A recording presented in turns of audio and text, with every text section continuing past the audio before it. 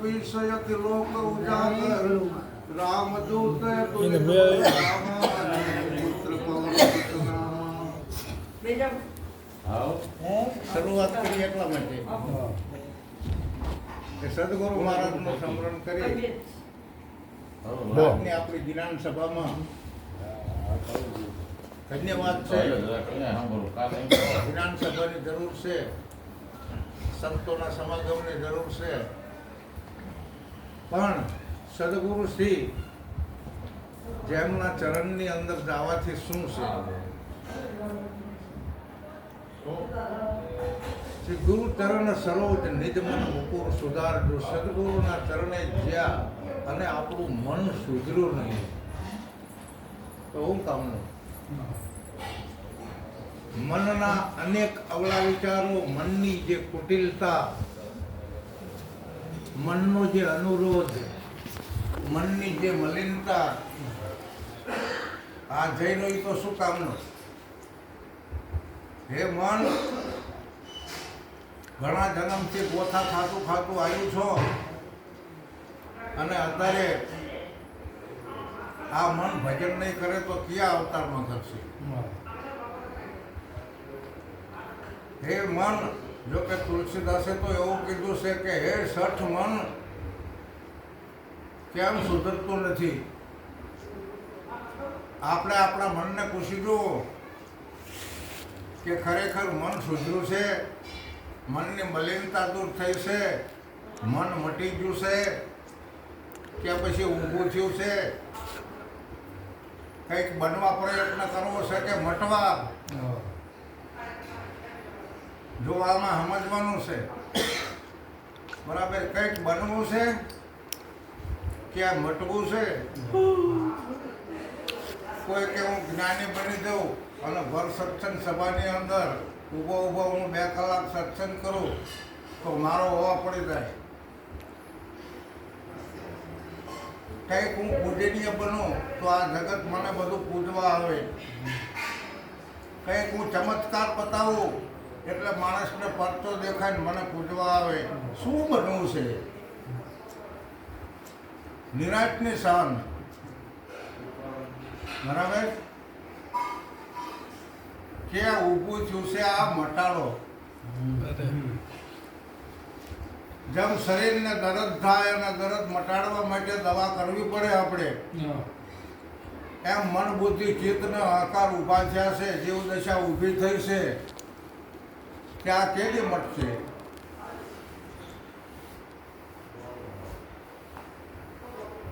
કંઈક બનવા માટે આપણે પામીશું એમ કે મારે કંઈક આવું બનવું છે, મુખ્યમંત્રી બનવું છે ને ધારાસભ્ય બનવું છે ને વડાપ્રધાન બનવું છે ને. એ ઠીક વાત છે, પણ આ ગતિની વાત કરવી કે મારે આ બનવું છે, કંઈ બનવું નથી. જે કંઈ ઊભું થાય છે એને મટાડવા પ્રયત્ન કરવાનો છે. ક્યારે મટશે? કે સદગુરુ મહારાજનો ઉપદેશ એ તો વચન છે, અને જે વચને 14 બ્રહ્માંડ છે, એક નહીં 14 બ્રહ્માંડ છે વચન થકી. અને એ વચને આપણે છીએ અને વચન થકી આપણને જ્ઞાન મળ્યું છે. તો વચનમાં જો આપણે સમજવી, વચનને જો આપણે જાણવી તો બીજું શું આપણે જાણવાનું છે? યથાર્થ વચન છે, વચન થકી દીવો પણ છે. તમે જુઓ કે આટલી આટલી નદીઓ 7 સમુદ્રમાં ભળે તો એ સમુદ્ર જે પોતાની ખારાશને છોડી શકતા નથી. સમુદ્રમાં મીઠું પાણી ભળે પણ સમુદ્ર પોતાની ખારાશ અને પોતાનો રંગ કેવી રીતે છૂટે? કે કાળો સમુદ્ર છે, લાલ સમુદ્ર છે, પેસિફિક સમુદ્ર છે, શીર સમુદ્ર છે, હિન્દ મહાસાગર સમુદ્ર છે, અરબી મહાસમુદ્ર છે અને સંસાર સમુદ્ર છે. આ હાથે સમુદ્ર ખારા છે અને કોઈ મીઠા સમુદ્રનું અમૃતપાન કર્યું છે કે ખારું ખારું પીધું છે? વાત આવી છે કે એક તો મીઠું સમુદ્ર છે જેને જ્ઞાન સાગર કહેવામાં આવે. જય હનુમાન જ્ઞાન ગુણ સાગર, જય કપીશ અતિ લોક ઉજાગર. સમજો, શબ્દમાં વિચાર કરો. જય હનુમાન જ્ઞાન ગુણ સાગર, ખાલી નામની ઉપમા આપું છું. નામ તમારું છે, નામ સદગુરુ ભગવાનનું છે, નામ રામકૃષ્ણ રામદેવજી મહારાજનું પણ છે. નામની વાત છે. જય હનુમાન જ્ઞાન ગુણ સાગર. અરે જ્ઞાન સાગરની અંદર ડૂબકી મારવાની છે કે સલામત લેવાનું છે કે પવિત્ર થવાનું છે? કારણ કે મીઠામાં મીઠો સમુદ્ર હોય તો જ્ઞાન સમુદ્ર છે. અને એ જ્ઞાન સમુદ્રનું રસપાન કરવાનું છે. એમાં ગમે એટલું મીઠું નાખે ને તો જ્ઞાન સમુદ્ર ખારો ન થાય. જ્ઞાન સમુદ્ર છે એમાં તો સ્વાતિ નક્ષત્રનો વરસાદ વરસે જ છે. બરાબર, કાયમ ચાલુ છે જ્ઞાન સમુદ્ર. તો આપણા માટે સદગુરુ આપણને મળ્યા, એ તો જ્ઞાન સાગર છે. અને એ જ્ઞાન સાગરમાંથી આપણે રસપાન કરવાનું છે. જો સમજાય તો આપણો ચૂલદેહ પવિત્ર થઈ અને કારણ દેહની ભૂમિકાએ રહી શકાય. આપણા દેહની અંદર સૂક્ષ્મ સ્થૂળ માં કારણ ને કારણ બધું સમાયેલું છે. મહાકારણ છે એ પંચમહાભૂત છે. પછી અત્યારે કવરવાળો આ પડદાવાળો દેહ છે એ સ્થૂળ છે. સપનું આને આવે એ સૂક્ષ્મ છે. પણ જે જાગૃતિ નહીં, સપનું નહીં અને સુષુમતીય નહીં એવો એક દેહ છે જેને તુરિયા કહેવામાં આવે. અને આ તુરિયાવસ્થા આપણે સદગુરુ આપણને મળ્યા અને જ્ઞાન સાગરનું આપણને રસપાન કરાયું તો આપણે તુરિયાવસ્થાની અંદર રહેવાનું છે. જાગૃતિ સપનું સુષુમતી મેલી તુરિયામાં વાસ કરનારો ભગવાનને જોવો હોય આપણે તો આપણે તુરિયાવસ્થાની અંદર જવું પડતું હોય છે. અને આવી કઈ બધી મહેનત ન કરવી હોય તો સરળ રીતે ભગવાનને માપવા હોય. બરાબર, પૃથ્વીથી પોળો, પવનથી ઝીણો, આદમ હે અપરંપારા, વધે ઘટે નહીં, રહેવે બરાબર, કાયમ વસે કીર્તારા. પણ આપણને એવો માનવ દેહ મળ્યો છે, એનું માપ કરવું હોય તો લાંબો પોળો ચોરસ સરખો તપાસો તમામ, પણ માપે કોઈ મરજીવા. અરે સદગુરુ મળ્યા પછી મરજીવા નથી તો શું કાયર છે? આપણને સદગુરુ મળ્યા પછી આપણે પામર છીએ, આપણે કાયર પણ નથી. અરે મરજીવા જ છે. કેવી રીતે કે આમ કરીને આમ જાગૃત મહારાજ કર્યા એટલે એને માપ લઈ લીધું. આમાં જો નિરાંતનો બાળક જે છે એ નક્કી કરીને વાત કરે છે કે આખા વિશ્વની અંદર વ્યાપક જે લાંબો પોળો ચોરસ સરખો છે, પણ એને આમ કરીને આમ બે હાથ જોડતા આવડી ગયા એટલે એમાં માપ આવી ગયું. જેમ આખા આકાશને મોરિયામાં લઈ શકાય છે, આખા આકાશને માટલામાં લઈ શકાય છે, આખી પૃથ્વીને આપણા શરીરમાં લઈ શકાય છે, આખા બ્રહ્માંડને આપણા શરીરમાં લઈ શકાય છે, ખાતે હાથ સમુદ્રને આપણા શરીરમાં લઈ શકાય છે. બરાબર, આ સાત સમુદ્ર અગમ નિગમ હે લહેરમાં લહેર સમાના, સત બોલો નગર કી મહેના. राम नाम हृदय से लेना, सत बोलो नगर के मैना। क्या हाथे समुद्र भले कावा होय, भले रातो समुद्र होय, भले पेसिफिक होय, अरबी समुद्र होय के हिंद महासागर होय के क्षीर समुद्र होय, એ હાથે સમુદ્રની ઉપમા આપણા શરીરની અંદર આપી છે. પણ ખારા છે એટલે એના માટે સંસાર કીધો છે.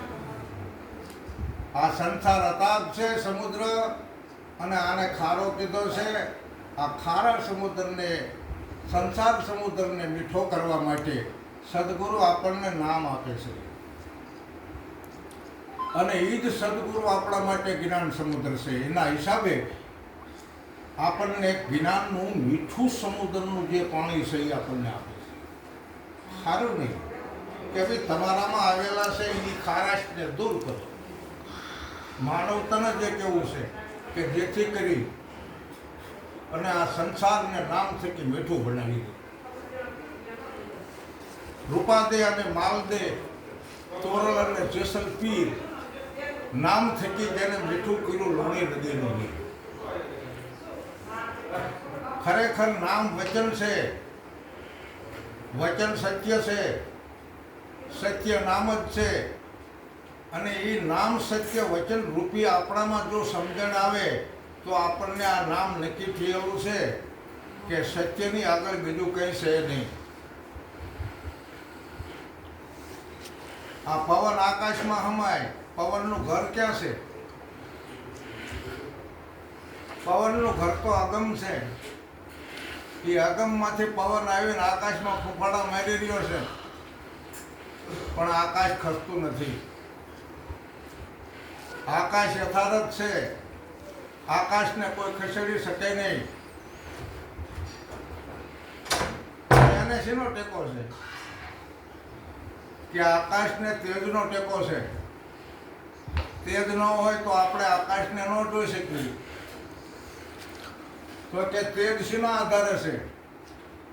કે તેજ સત્યના આધારે છે. આ સત્યના આધારે તેજને, તેજના આધારે આકાશને, આકાશના આધારે પવનને, પવનના આધારે પૃથ્વીને, પૃથ્વીના આધારે પાણી. આવી રીતે છે બધું. અને સત્યને શેનો આધાર છે? જો સત્ય આપણને સમજાણું હોય તો નિરાધાર છે. સત્યને આધાર નથી, સત્યને કોઈ મૂળ નથી. આ તો વિના મૂળનો વેલો છે. અને એ સત્ય આપણને ગુરુમાં દેખાય. ન દેખાતું હોય તો એમાં જોવાનું છે. નજરો નજર દેખાય. અને આવો વ્યાપક ને આમ કરીને માપી લેવાય. સરળ વાત થાય. આમ ઉગાડો એટલે વ્યાપક જ છે. તમે એવા જ છો એટલે આને કઈ છે કનેક્શન. મોહ મમતા મારો તારો રાગ દેશ હરખ શોક હાડ ચામ માંસ લોહી વ્યાપક બની ગયો. આના માટે શું કહી છે? તો એ સંતગતિ સદગુરુનો બાળક માપી શકે છે. પણ ક્યારે? કે રામદૂત અતુલિત બલધામમાં. તમે જ્ઞાન કોને આપ્યું? જ્ઞાન આપ્યું એના દાસ બનવું પડે. જ્ઞાન આપ્યા પછી સદગુરુ મહારાજ તો કે ભાઈ તમે સચ્ચિદાનંદ સ્વરૂપ છો. પછી કે મારે કોઈની પરવા નથી, હું પોતે ભગવાન છું. આ સમજવાનું છે. તમે કોણ છો એ તો બરાબર છે, પણ રામદૂત અતુલિત બલધામા અંજની પુત્ર પવન સુત નામા. એક અંજની પુત્ર હનુમાન કે જે સંસારી રામ અને એમની સેવામાં લાગી ગયા. એમ આપણને જ્ઞાન મળી જાય, સદગુરુ મહારાજ મળી જાય, આપણને આપણા સ્વરૂપનું જ્ઞાન બતાવે. પણ દાસ બનવું પડશે, સાધન છે એટલે. જો આપણું કે તમારું કે બીજા કોઈનું સાધન ન હોય તો તમે છો એમ જ છો. પણ આ સાધન મળ્યું છે એટલે એને દાસ બનવાનું છે. સેવા છે, સમરણ છે, સંતોષ છે, સહનશીલતા છે, બરાબર, સત્સંગ છે, સંપ છે. આ જો સ ઉપરના બધા એવું તો આને કરવું પડે. આને સમરણ કરવું પડે, સેવા કરવું પડે, સહનશીલતા કરવી પડે, પછી શીલવંત બનવું પડે. આ બધું છે. આપણને સદગુરુ મહારાજે જ્ઞાન આપ્યું, પણ સમજણ વિનાનું કશું જ્ઞાન ન ચાલે. સદગુરુ મહારાજ કે તમે આમ ને નામ છો, એ જ્ઞાન આપણને પ્રાપ્ત કરવું જરૂરી છે. પછી જેવી રીતે આ સાધન થકી આપણે કર્મયોગી બનવું પડે છે, તો એવી જ રીતે આપણે જ્ઞાન યોગી બનવું પડે છે, અને એવી જ રીતે આપણે ભક્તિ યોગી બનવું પડે છે. નહીતર તો આપણા સ્વરૂપને કંઈ જરૂર નથી. પણ સાધન મળ્યું છે એટલે કર્મયોગી, જ્ઞાન યોગી અને ભક્તિ યોગી આ ગીતાજીના 18 અધ્યાય બતાવે છે. 1 થી 6 જે કર્મયોગ છે, 6 થી 12 જે ભક્તિ યોગ છે, 12 થી 18 જે જ્ઞાન યોગ છે. તો ભક્તિ યોગી, આપણે જ્ઞાન યોગી અને કર્મયોગી સાધન સહિત આપણને સદગુરુ મહારાજનું જ્ઞાન મળ્યું હોય પછી રહેવું. સદગુરુના ચરણે ત્યાં પછી આપણું મન સુધરી જાય. બરનવ રઘુબીલ બિમલ યશ જો દાયક ફલ 4. ખરેખર આપણને 4 ફળની પ્રાપ્તિ કેવી રીતે થાય છે? જો ઓલાને ક્યાં ફળની જરૂર છે? બરાબર, એને નાવાનું નથી, એને કંઈ અવર જવરે નથી કરવાની, ગમે અહીંયા છે. પણ આ સાધનને નાહવું પડે, આ સાધનને ખાવું પડે, આ સાધનને આરામ કરવો પડે, આ સાધનને જાગવું પડે, આ સાધનથી વિવેકતા પણ રાખવી પડે. વિવેક વિનાનું જ્ઞાન વાંચ્યું છે. હે બિન સત્સંગ વિવેક ન હોય, રામ કૃપા બિન સુલભ નહીં. સદગુરુની કૃપા સિવાય આપણને હેલું પડતું નથી, અને સત્સંગ વિના વિવેકની ખબર પડતી નથી. બિન સત્સંગ વિવેક ન હોય. જેને સત્સંગ થયો છે ને એને વચન સમજાણું છે, તો એ વિવેક વચનનો જ હોય છે, બીજા શીનો. અને આ વચનના વિવેકી કોઈ બની જાય જ્ઞાન લીધા પછી, તો બ્રહ્મદેશના બધા દેવો એના પાયા, એના ઘરે હાજરા. આ યથાર્થ વચનની શાન જાણી હોય પછી એને કંઈ કરવા જેવું નથી રહેતું. વચન જ આખા વિશ્વની અંદર પરિભ્રમણ કરે છે, કોઈ એલાય વચનને ધારણ કરી શકે છે. આ તો વચન કી મેર હૈ. વચને ભયો પ્રકાશ. વચન 14 બ્રહ્માંડમાં રમી રહ્યું. વચન કોઈ વિલ્લા નહીં પાડે.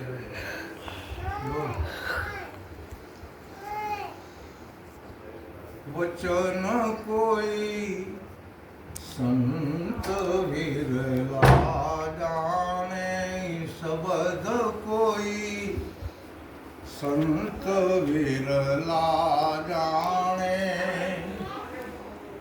સમજીને પરમાણે વચન કોઈ સંત વિરલા જાણે. દીધો શબ્દ પણ કાને ન ધર્યો ને ઠેકાણે. એ બોલવણીમાં હાલે ભટકતો, કર્યા કર્મ પરમાણે વચન કોઈ સંત વિરલા જાણે. એક મૂર્ખ નરને હીરલો મળ્યો, મૂર્ખો નહીં ધાણે. પારખ વિનાનો એ પડ્યો રે પાદરમાં, પથરાને પરમાણે વચન કોઈ સંત વિરલા જાણે. એ સ્વાર્થીને તો સુગધા વ્યાપી, ભોજન ભર્યા વાણે. ઉગા પછી એને એ રહ્યું રે અંધારું, દિવસ યુગો તોય એને રહ્યું રે અંધારું. શબ્દ કોઈ સંત વીરલા જાણે, એ સીધો માર્ગ કોઈ સંત બતાવે, પણ ડુગરાયા ડોતાણે. કહે રવિરામ ગુરુ એ બાણને પ્રતાપે, કહે રવિરામ ગુરુ બાણને પ્રતાપે. જય પડે તો લખ 84 લીખાડે, કે વચન કોઈ સંત વીરલા જાણે. આ તો કોકને ખબર પડે છે વચનની શબ્દની. હીરો હાથમાં આવ્યો હોય ને તો એ પથ્થરો જાણીને ઘા કરીને નાખી દેતા હોય. ઘણો ટાઈમ થઈ ગયો અને ઘણાની પણ આપણને એવી ખબર હોય. બહુ સંક્ષેપની અંદર આપણે વાત પણ સાંભળતા હોય, એવું બન્યું ન હોય પણ દ્રષ્ટાંત આપણને સમજાવે કે આપણે ખરેખર સંતનું માનવાનું છે કે આપણે કોઈ સદગુરુના શબ્દનું માનવાનું છે કે આપણે કોઈ એવા બીજા જેવા તેવા માણસનું માનવાનું છે. એમાં ખ્યાલ કરવાનો.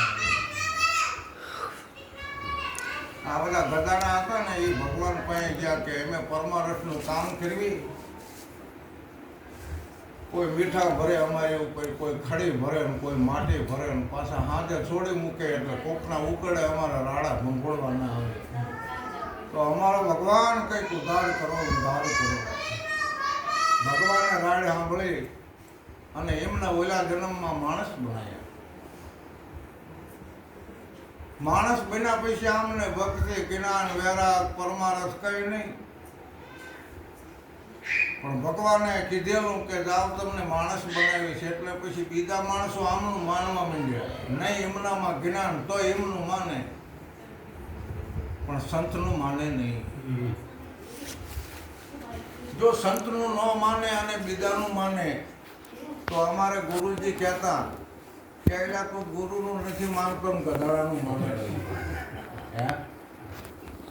સમજણના ઘરની અંદર આપણે જવાનું છે. જો આપણે સમજવી નહીં તો